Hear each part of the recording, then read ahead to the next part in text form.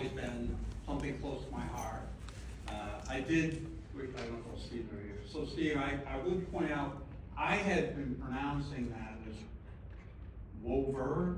And then if you want us to say it in Maine, like it's pronounced, you should have spelled it like Hoover. And you took the Send a message to the board.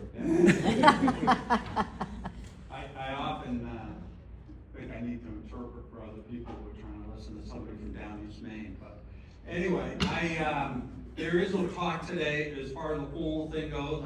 I retired October 1st, and apparently all my access is retired with me. And regardless of all of my attempts and Jess and other people, I was not able to recover that talk. So you don't get to see a picture of me when I was 5 or anything like that, which is probably for the better.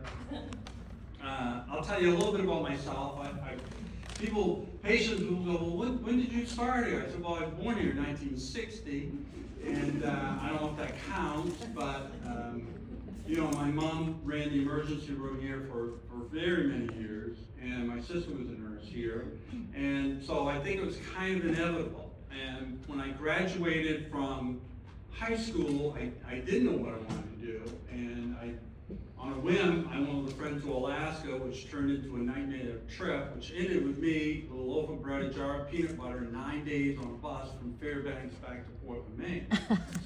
So I said, well, I need to get a job. So I got a job, and the job was putting in insulation. And I was laying underneath a camp in October, trying to nail some insulation in 4 inches from my head and brush the spiders away from my eyeballs. I said, I think I need to go to college. So, if any of you had children, I can give you some good ideas. So, anyway, I came here. My sister was, at the time, she was a nurse. She was working as a phlebotomist. She got me a job in the lab. I did that. I saw a thing called respiratory therapy, and it was a 2-year program to that. Changed out in 12 straight months, $715, which I thought was a great deal, but now they have free school over there, so I'm not quite sure you can beat that. But I did that, and then about 2 years into it, I was working at the Osteo Hospital, Brighton campus, and they had gotten an echo machine. They tried for a year to try and get somebody. And there really weren't any schools around back then, and people kind of learned on the job. And so they came to me and they go, gee, Dennis, you seem like kind of a smart guy, and we think you'd be good at it. Are you interested? And I said, well, I don't know, I like respiratory therapy. And they said, well, here's the deal. We'll pay for the school, we'll pay you salary, we'll give you a raise when you come back. You don't have to do weekends or holidays anymore. I said, okay, I thought about it. That's a great idea. And so I did that, and Maine Med had a program. And I came over here. I was taught by some wonderful people. I don't know if Louise Wheeler's in the crowd. I haven't seen her in forever, but she was unbelievable at training and patience. So the history of echo, I got to live a fair amount of it. And to give you an idea, I don't know how. Has anyone here seen a dedicated M-mode transducer? Oh, thank you. All right. There you go. And who wants to admit that? Yeah. So I spent my first month just doing blind M-mode, like you would with a CW Doppler Pro. And we had little buttons on the machine that lit up, and you were supposed to tell from the pattern if you were on the mitral valve, or the aortic valve, or the left ventricle. And this was the 80s, it just looked like disco, I had no idea. And the paper was very expensive. It was $1 a foot, which I know doesn't sound expensive, but back then, that was big money. And so you couldn't turn it on until you knew you were at the right spot, and then you would run it. And it took me about 2 weeks, but I finally started being able to sweep the left ventricle and the mitral valve and the aorta. And the cardiologist, Harold Osher, who walked around smoking a pipe, glasses, just very, very old school, and this was on the 8th floor of the Maine Medical Center building, which I was shocked he was smoking a pipe, but they let him. So I was all excited. Leon and Carlene, they were like, oh, you got it, Eric, that's beautiful. Fold it up, put it in the folder, and they would do all the measurements from that. And so I folded it all up, I handled it to Dr. Osha, very, very proud of myself. And he looked at the folder and he gave it back to me and he goes, you did not fold this right. And I'm like, oh, this is gonna be a long 4 months. So I refolded it and things got better from there. But then eventually they let me have a 2D probe. And there were a lot of different 2D probes, but the mechanical head probe from ATL was what I was using. And that was 3 crystals on a motor that just spun. And it would give you very, very nice images. And it couldn't do Doppler, it would stop, and it could do M mode. But I can tell you, and I don't know if she'll back me up, the M mode probe that we use from IREX was better than anything I've seen since. And I'm sad to say I miss it, but I do. And we would look at things, is the ejection fraction normal? And you would just look at how the aortic root moved.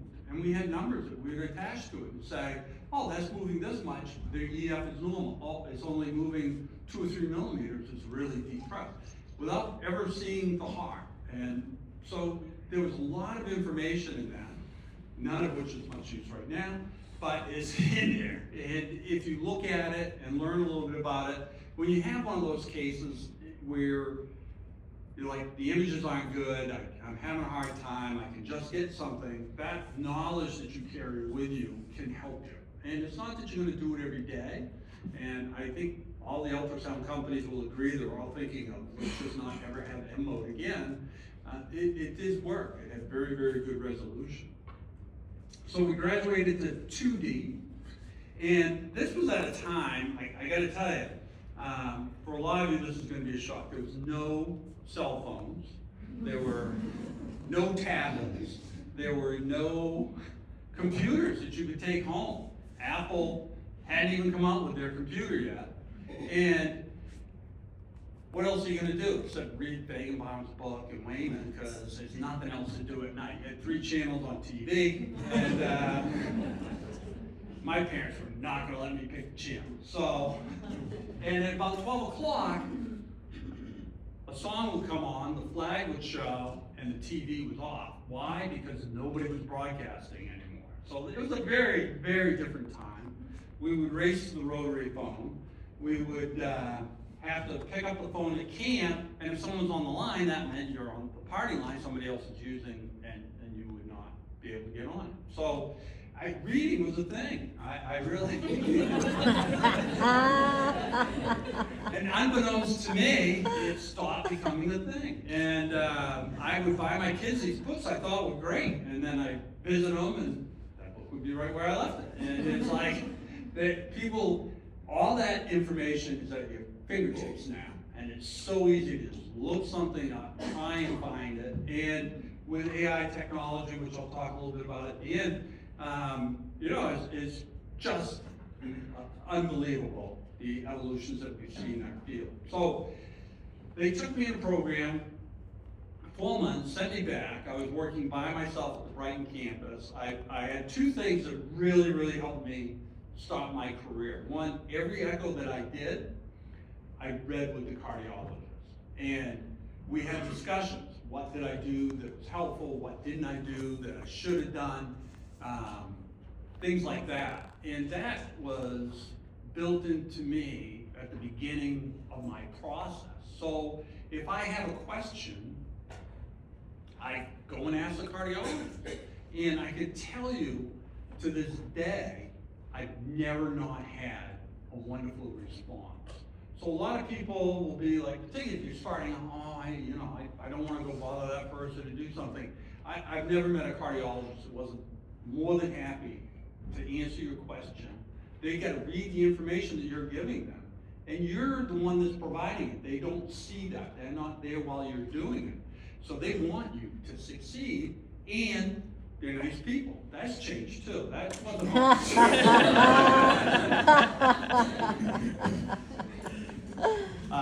anyway,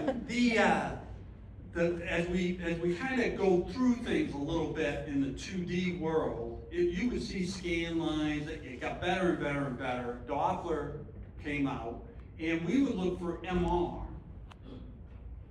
two ways. We would just kind of look at the atrium, the valve, and structural, and that would kind of still be our best thing. And then we put a Doppler sample in there, a pulse wave sample, and see if we could find where the MR was coming from, how far it went down into the ventricle, and how wide it got. Just by mapping that out every time, that's how we found it. So you can imagine what an eccentric jet did.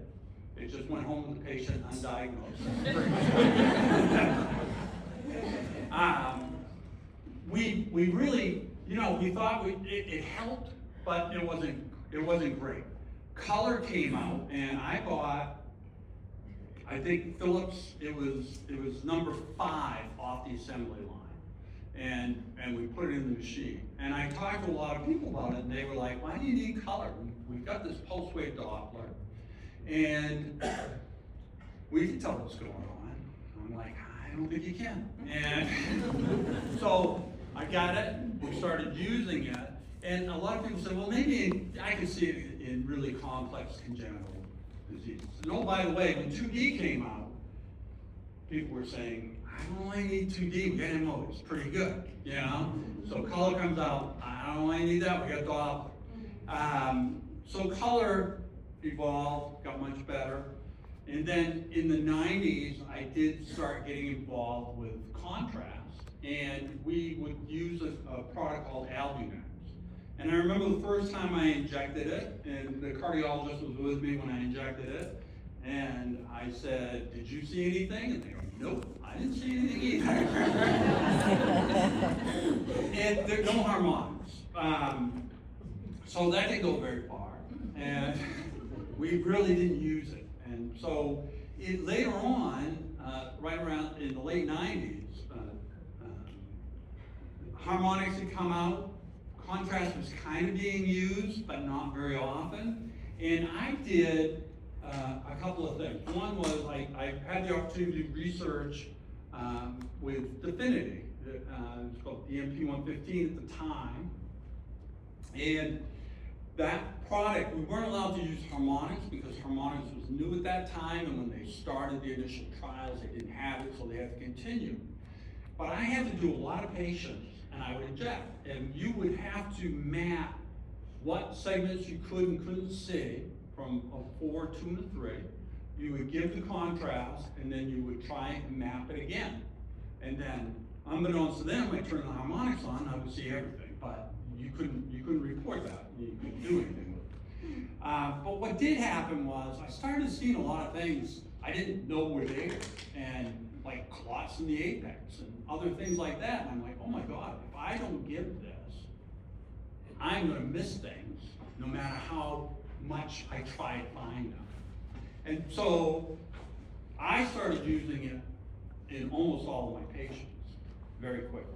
And a lot of people wouldn't do it. And when I started giving studies to cardiologists, when I came to Maine Med, they would look at it and some of them, oh, you didn't need that, oh, you didn't need that. And then within a few months, it was, why didn't you get that? And that was when we really turned the corner here, and we went from using it maybe 5 or 10 times a month to over 400 times a month.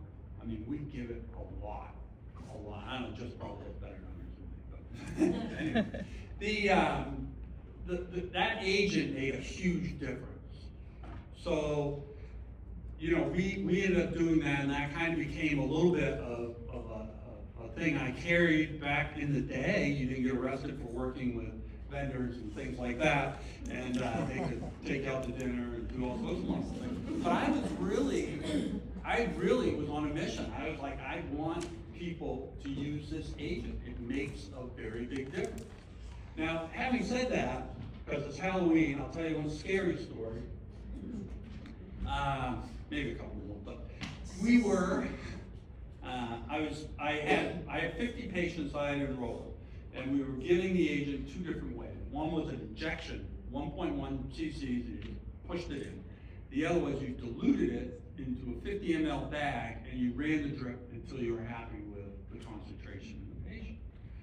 So I had gone to the office because I thought, gee, I will, my life will be a little bit more controlled. They're only open Monday through Friday. You know, I'll get to see my kids and my wife more. And so I decided I would do the research on Saturdays and Sundays because I'm not very bright. And I didn't do this before. It's Saturday morning, 9 o'clock. I inject this patient with 1.1 ml of Affinity. And I don't know if any of you have gone fishing before and caught something and had to get in the bottom of the boat. But that's what this guy looked like on the table. He had unbelievable back pain, like a 10 out of 10. And I'm by myself. There's nobody else in the building. It's Saturday morning at 9 a.m. And there's a research agent at the time. There's no paper to look at. What do you do? What's going on? All of that stuff. And so I called Mylan Cohen frantically and said, this guy's not doing good. And he is, I've never seen anything like this. And I'm gonna call an ambulance. And he goes, well, what, is he stable? I go, he's screaming at me. I don't know.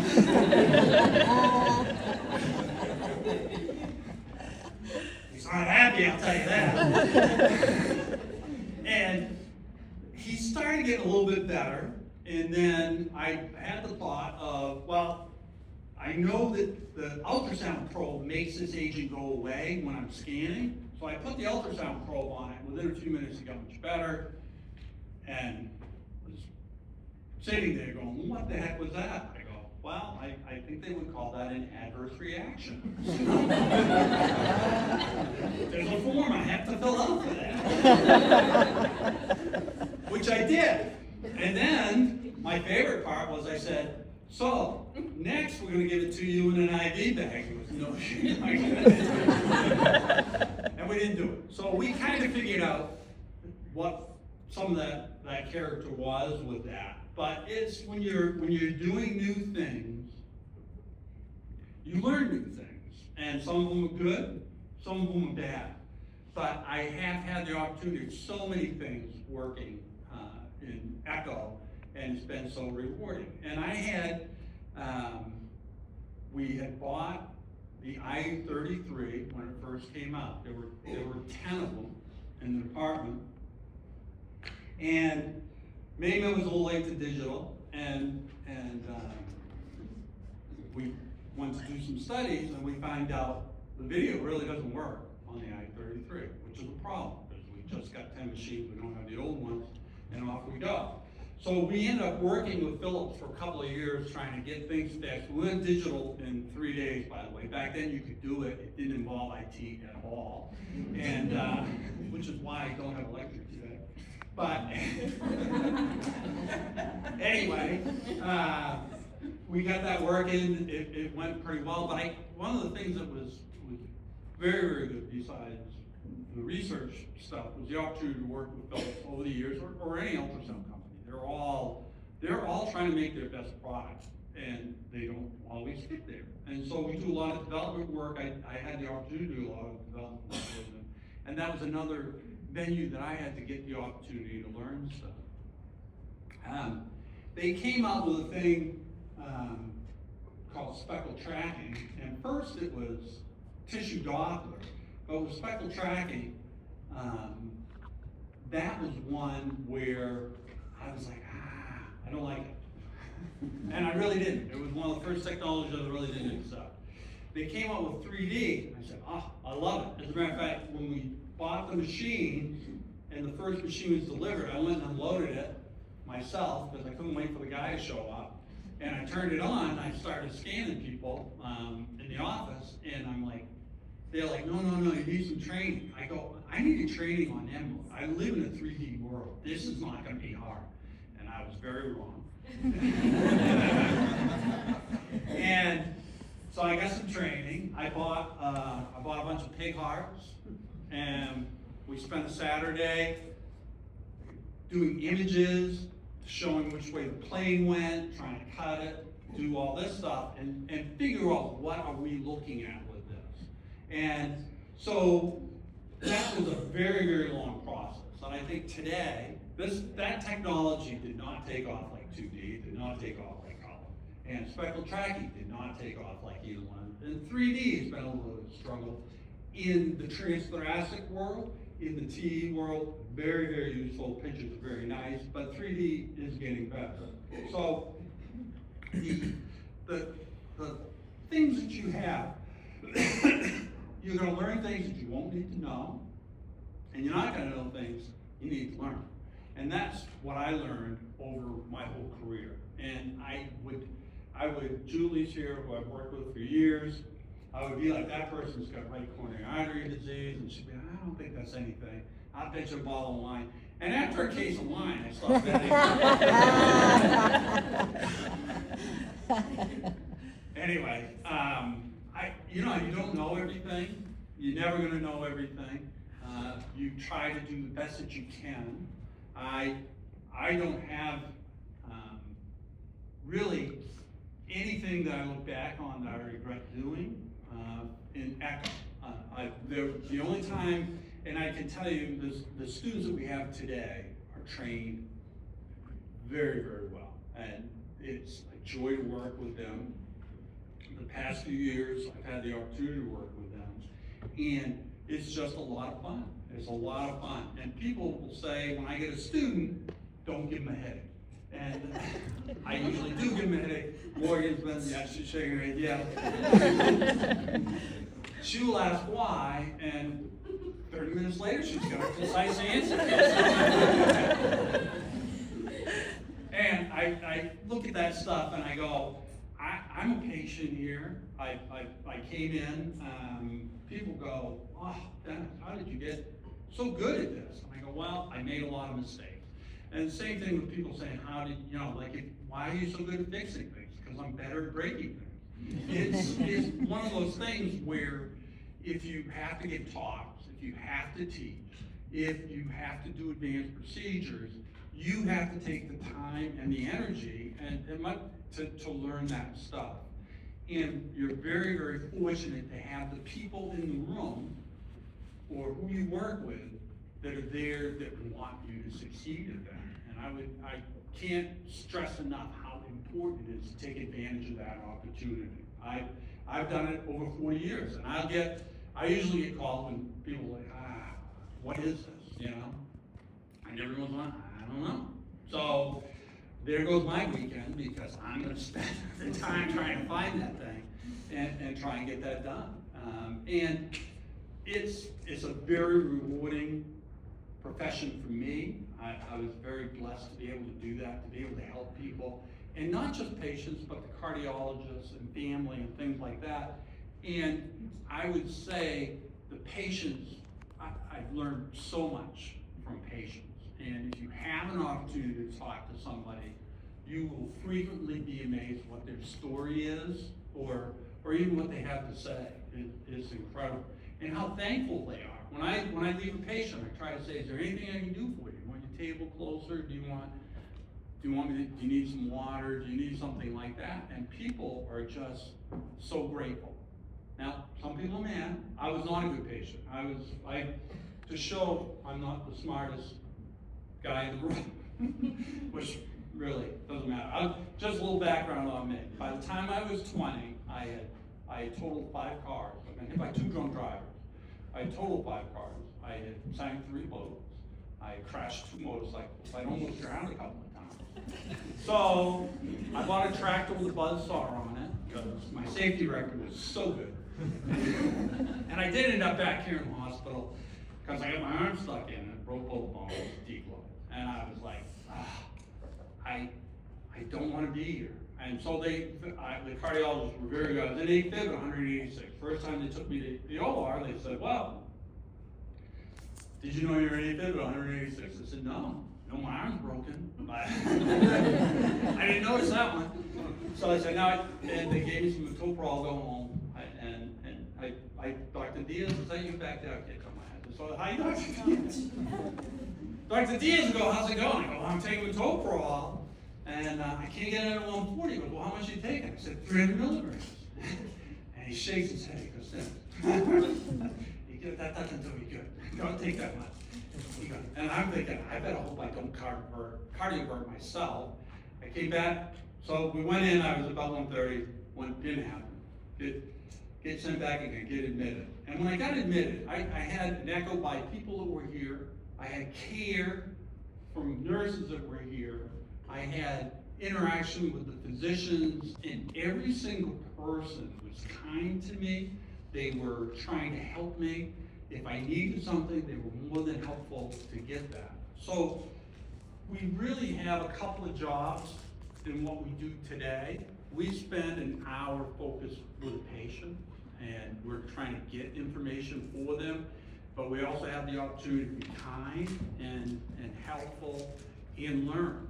And I would say those things, if you just embrace those and get back what you give, it will be an amazing career for you. And I think going forward, as we get busier and busier, the pressures get more and more on us of trying to get things done, just a throughput. Don't compromise things that need to get done. And we've done a good job here.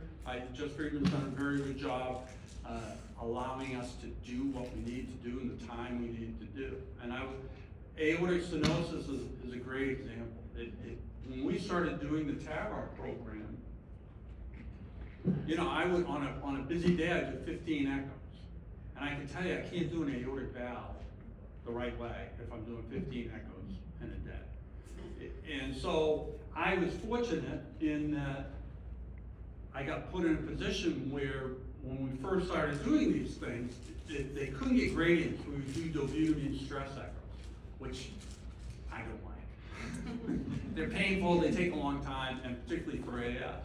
So if I could get a gradient before we had to do all that, we didn't have to do the test. I got very, very good at AS. And